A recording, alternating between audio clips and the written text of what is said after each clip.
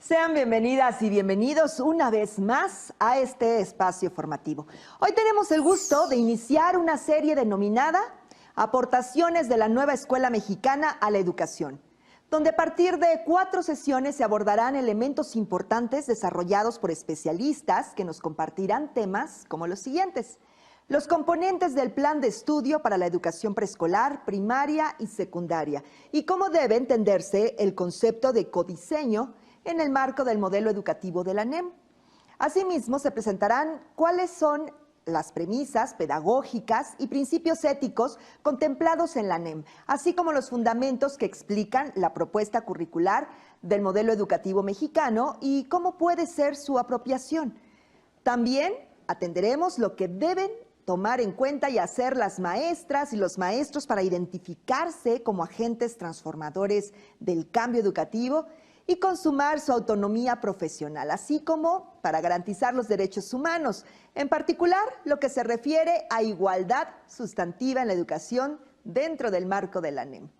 Finalmente, conoceremos algunas metodologías para desarrollar proyectos educativos que se proponen para mejorar los procesos de aprendizaje en la educación básica, los beneficios que tiene el desarrollo de proyectos educativos en el aprendizaje de niñas, niños y adolescentes, en el involucramiento de las familias y en la recuperación de problemáticas propias de los diferentes contextos.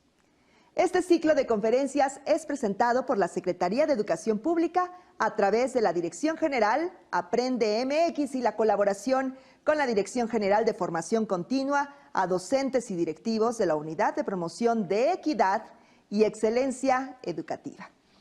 También les recordamos que estamos transmitiendo de forma simultánea nuestras redes sociales.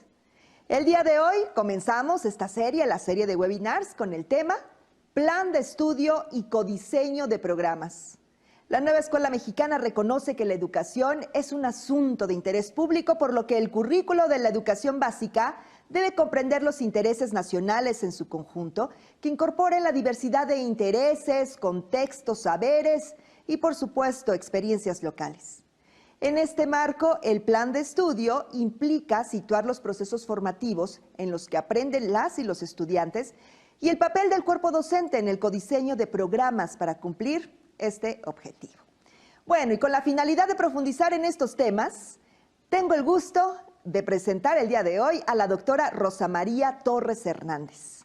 Antes de saludarla, acompáñenme a conocer su trayectoria. Rosa María Torres Hernández, doctora en Pedagogía por la Universidad Nacional Autónoma de México. De enero 2019 a la fecha es rectora de la Universidad Pedagógica Nacional, designada como coordinadora de la Comisión Plan de Acción de Igualdad de Género por parte del Consejo Nacional para la Coordinación de la Educación Superior. Actualmente es secretaria técnica de la Red Educativa Universitaria de Conocimiento y Acción Regional. Su trabajo de investigación está centrado en la formación docente y la educación. También colabora en el impulso de nuevas políticas y programas educativos en el ámbito nacional e internacional, desde nivel básico hasta educación superior. Cuenta con una producción editorial sobre educación básica, profesión docente y educación de las artes.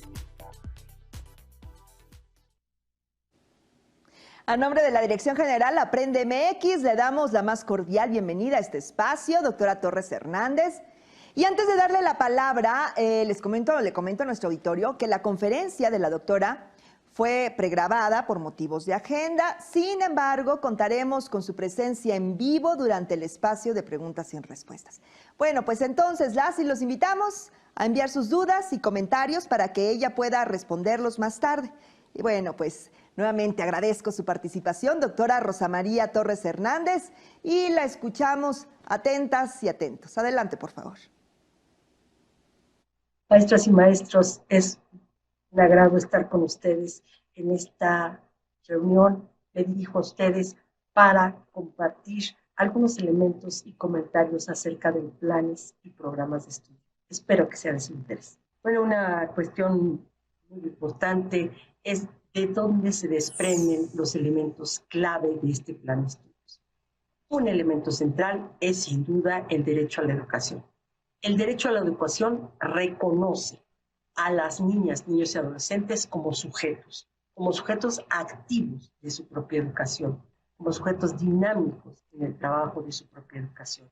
En este sentido, son reconocidos como sujetos de derecho fuera y dentro del espacio escolar, que pueden ejercer con su capacidad e interpretar e incidir en la transformación del mundo que les rodea.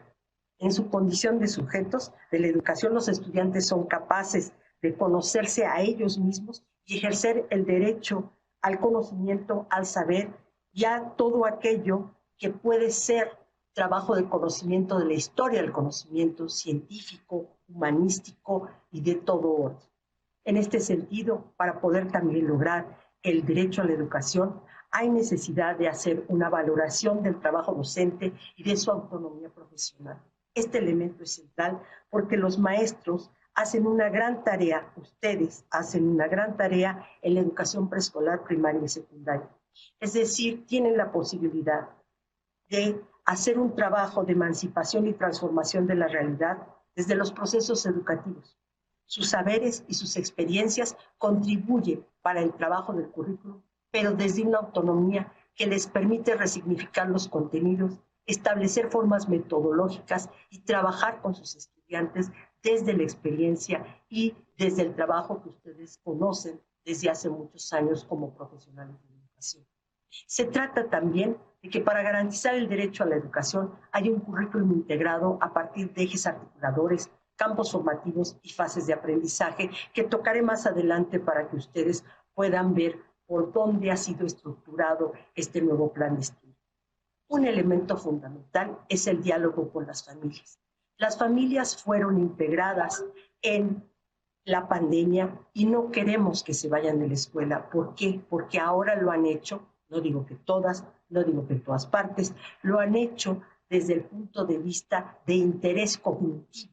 No solamente para las actividades sustantivas, que también es importante, como colaborar con arreglar la escuela, ir a las juntas específicas del grado en el que están sus hijos o sus hijas, pero también ahora lo han hecho para trabajar y entender de qué se trata el proceso de conocimiento en el que han estado sus hijas y sus hijos. Se trata, pues, de una transformación. No es simplemente un cambio, es una transformación que prioriza el interés superior de las niñas y los niños y los jóvenes en todos los momentos de los procesos educativos como sujetos de la educación. También reconoce, y reitero, a los maestros como agentes fundamentales de ese proceso educativo y, por tanto, reconoce en ellos una contribución transformadora y emancipadora que les permite ser sujetos de cambio social. El currículum nacional es visto en esta transformación desde la diversidad, es la unidad desde la diversidad. La Secretaría de Educación Pública asume la parte que corresponde a esto de lo común, pero al mismo tiempo hace de esto de lo común a partir de la diversidad. El plan de estudios, por lo tanto, no puede ser impuesto. Lo que es el plan de estudios es una propuesta que convoca a todos y todas ustedes para que puedan sentirse y reconocerse en ese discurso del plan de estudio, en esa formalización que concreta la experiencia de muchos años de ustedes. Se trata entonces de no imponer un plan de estudios, sino de llamarlos y convocarlos a algo que denominamos el codiseño. ¿Por qué? ¿Por qué trabajar de esta manera? ¿Por qué ir por este camino? Porque la nueva escuela mexicana tiene como principio la dignidad humana y el derecho a la educación. Todos somos sujetos de derecho y por lo tanto debemos respetarnos entre nosotros y debemos asentar la importancia que tiene la dignidad humana nosotros como seres humanos, y por eso se dice que este plan de estudios es un plan de estudios que resalta el humanismo. Pero también de lo que se trata en la nueva escuela mexicana y por lo tanto en el plan de estudios es del bienestar y el buen trato, es decir, implica que debemos reconocernos a cada uno en nuestro derecho, pero también en nuestro bien. Somos parte de una sociedad que tiene un sentido posible de comunidad y por lo tanto debemos asentarnos en esta idea de bienestar para todos y todas. En este sentido, los maestros cumplen un papel fundamental en esta nueva escuela mexicana y además son parte de ese reconocimiento de la diversidad. Cada uno y cada una de ustedes son parte de lo diverso, de todo aquello que nos reconoce y nos destaca como sociedad mexicana. México está reconocido como el segundo país más diverso del mundo y por lo tanto debemos reconocer que diversidad y desigualdad viven entre nosotros y hoy necesitamos reconocerlo para tratar de trabajar en una unidad, en un bienestar y en un buen trato de todas y todos nosotros. Los elementos que articulan al plan de estudios tienen que ver con la integración curricular, la comunidad como el núcleo integrador de los procesos de enseñanza-aprendizaje. Tomaré la parte de integración curricular más adelante. Quiero decirles que el punto de la comunidad como el núcleo integrador de los procesos de enseñanza-aprendizaje es central. Es reconocerse en una comunidad, no solamente fuera de la escuela, sino como parte de una comunidad escolar y también como parte de una comunidad que nos distingue, nos da identidad y nos permite ser parte de algo común. En ese sentido, el trabajo de la escuela no está desligado de la comunidad. La escuela es parte de la comunidad y por tanto el trabajo que se espera de maestras y maestros es también una articulación con todos aquellos elementos de eso que llamamos el entorno, pero que es un entorno cultural, es un entorno social, es un entorno de relaciones entre todos que permita hacer una articulación entre la escuela y la comunidad. También estamos hablando de la autonomía profesional del magisterio. La autonomía profesional del magisterio es un elemento fundamental para el trabajo. Es la posibilidad de que los maestros logren esa gran tarea que es la enseñanza, pero con el reconocimiento de que son profesionales. Los profesores, las profesoras, son profesionales de la educación y por lo tanto han sido formados, tienen experiencia y han tenido un largo trayecto para hacer y poder decidir sobre muchas cosas que pasan dentro de la escuela y con la comunidad para poder trabajar el aprendizaje de sus estudiantes en la escuela. Tenemos también que poner acento en las relaciones pedagógicas. Durante mucho tiempo, las relaciones pedagógicas no fueron el centro de la escuela. Es un contrasentido, pero así fue. Muchas de las cosas que se establecieron dentro de la escuela no tenían elementos particulares de la relación pedagógica. Las relaciones pedagógicas son múltiples y se pueden hacer de muchas maneras. Una de ellas, sin duda, es la relación que el maestro tiene con sus estudiantes, pero también la incorporación de las familias al trabajo que se puede realizar con los estudiantes, con sus hijos, con sus hijas, y de esa manera crear una dinámica de relaciones mucho más complejas con integrantes de la comunidad también que van a la escuela y que enriquecen los puntos de trabajo que se pueden llevar a cabo con cada una de las niñas, niños y adolescentes.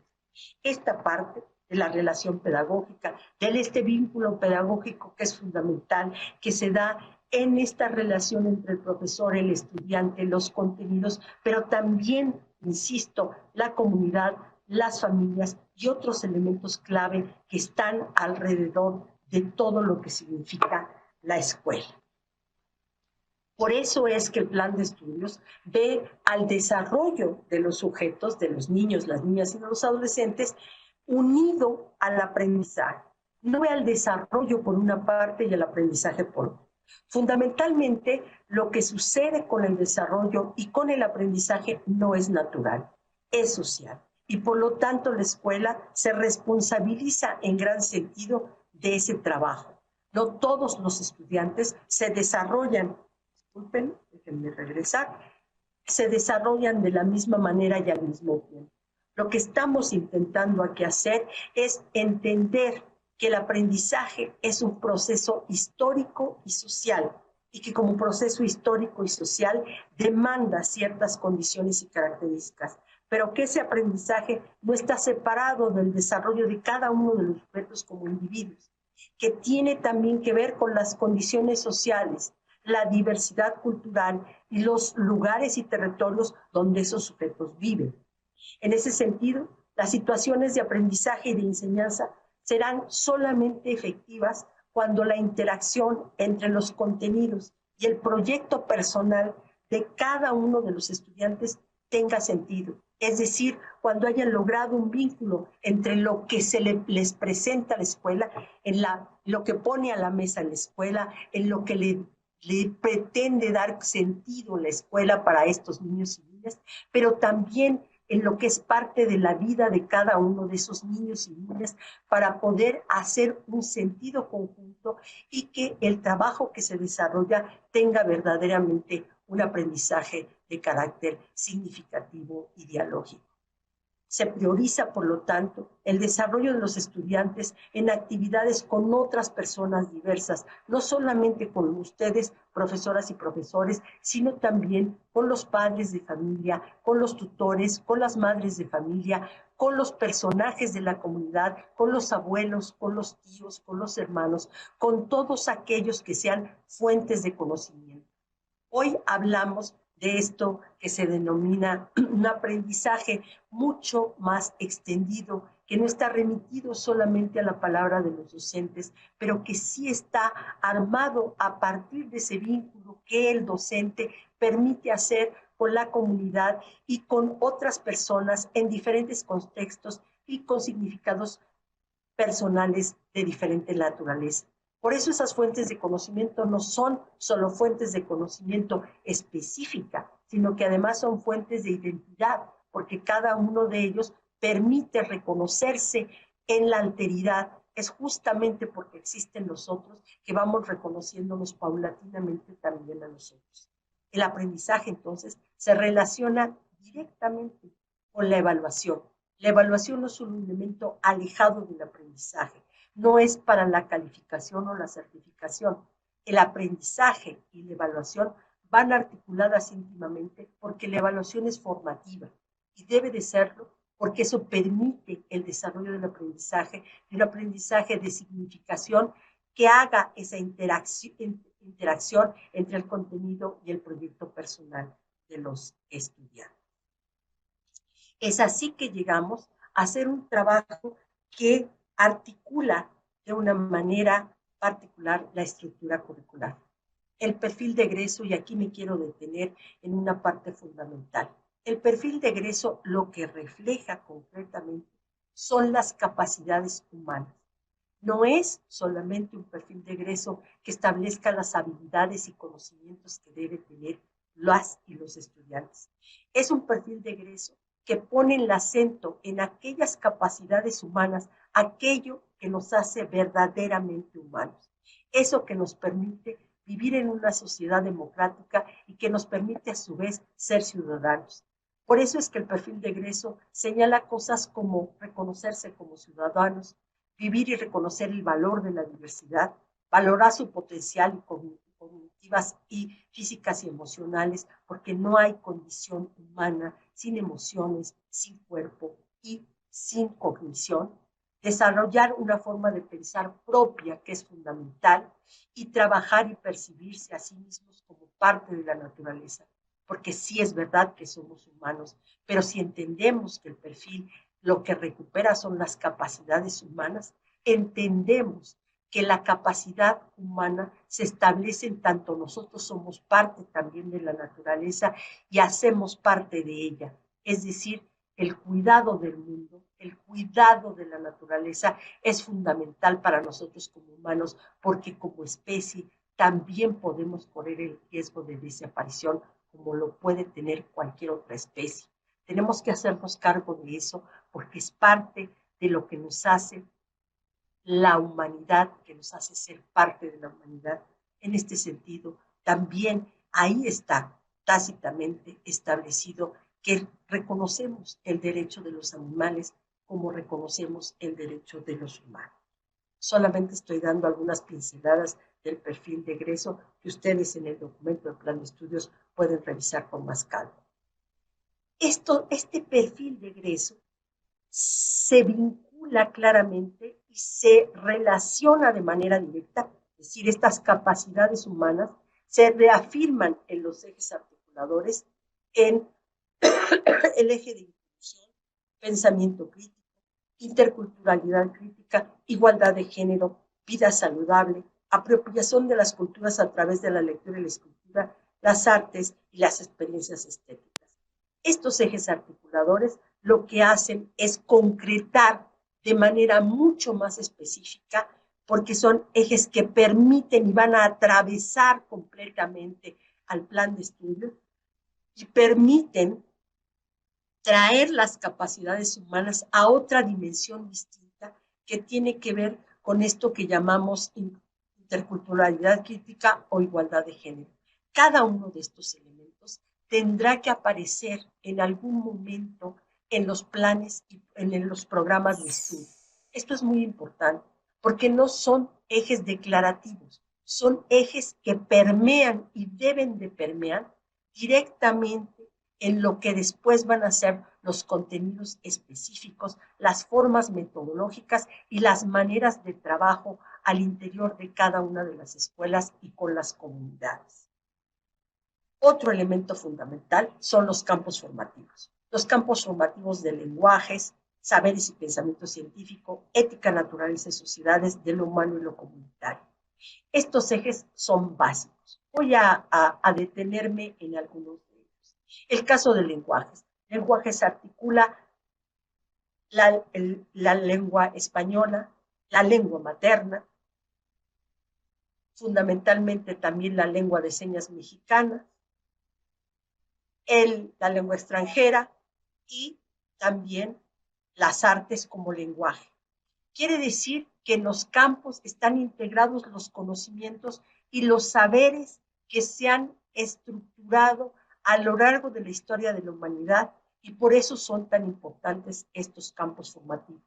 En saberes y pensamiento científico tenemos sin duda las matemáticas y las ciencias naturales fundamentalmente. La ética, la naturaleza y las sociedades, ahí consideramos algunos elementos de la filosofía, de la ética, por supuesto, de las ciencias naturales, pero vistas también desde una mirada que tiene que ver con el medio ambiente, con esta idea de la naturaleza, con esta idea de conservación y de sustentabilidad. También la idea de sociedad, algunos elementos básicos de geografía, elementos fundamentales que tienen que ver con todo aquello que tiene que ver con el mundo social que nos rodea. De lo humano y de lo comunitario es un campo que articula desde aspectos antropológicos, trabajo con el cuerpo desde la educación física, las nuevas tecnologías, elementos claves que van a dar sentido a esto que se considera lo humano y que nos hace habitar en lo común como seres humanos que somos. Estos campos, estos ejes, este perfil, se van armando alrededor de fases y grados.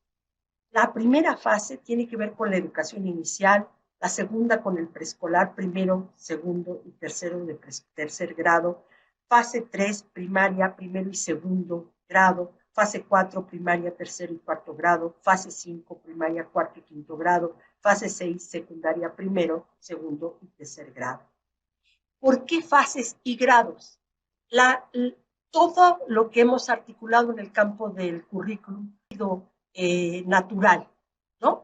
Antes, en el siglo XIX, no había grados, ¿sí? Había muchas escuelas que no funcionaban como grados y se fue dando poco a poco la gradualidad, es lo que hoy conocemos como grados. Pero esos grados lo que hacen es, se han ido convirtiendo en procesos, sí, de articulación de gestión a lo largo de todo el desarrollo de la educación básica, pero también necesitamos las fases.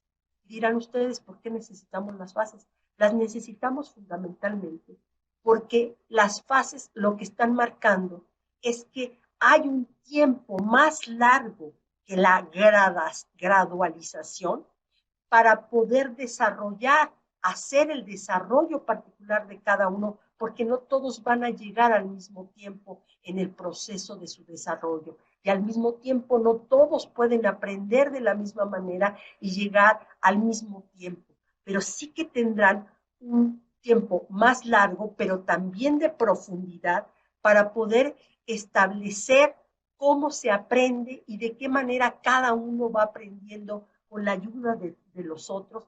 Y esa fase implica todo ese proceso, el proceso de aprendizaje y de desarrollo que cada uno de nosotros tiene en su diversidad, en sus diferencias. Y por lo tanto, no es atribuible solamente a la graduación que se ha ido marcando por los diferentes grados escolares, sino también a fases más amplias de aprendizaje, a momentos más extensos de desarrollo. Podemos también plantear que el plan de estudios lo que está proponiendo es la no imposición del plan de estudios. Es como cada uno de ustedes se apropia de ese plan de estudios, lo hace suyo y por lo tanto lo resignifica en el día a día de la escuela. Por eso, el plan de estudios propone nuevas claves de relación en su concepción y hace un proceso, propone un proceso de construcción participativa. Es decir, el plan de estudios es un punto de arranque, pero no es un modelo a seguir paso a paso. Es un trabajo de construcción que se debe seguir en todas las escuelas, en todas las aulas y en todas las comunidades que existen en México. En ese sentido, el codiseño lo que plantea es atender el carácter regional, local y contextual, situacional de los procesos de enseñanza-aprendizaje en donde se ubican niños, niñas y adolescentes, pero también profesoras y profesores. Es decir, no es lo mismo trabajar un determinado contenido en la sierra que en el desierto, que en el trabajo territorial cultural más complejo, de acuerdo a las costumbres y actividades que se llevan en ese lugar. En ese sentido, el codiseño contempla entonces que el colectivo docente de cada escuela delibere, construya, plantee, reflexione sobre los contenidos y las metodologías que serán necesarias para realizar lo que nosotros denominamos los programas analíticos. Lo que ustedes recibirán son los programas sintéticos, pero esos programas sintéticos solamente son una pauta para ir trabajando los contenidos y los procesos de aprendizaje a lo largo del grado y la fase. Pero ustedes serán los responsables de hacer los programas analíticos que les permitirán territorializar, especificar, contextualizar, hacerse cargo de la realidad en la que ustedes están viviendo para desarrollar el programa que a ustedes más convenga. Fomentar la participación activa de niños y niñas y adolescentes es fundamental.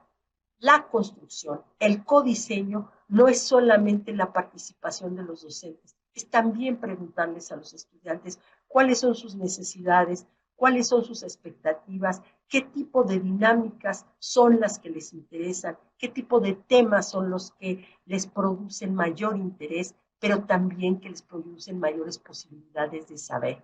En este sentido, los estudiantes, las niñas y los niños son fundamentales para el trabajo de codiseño.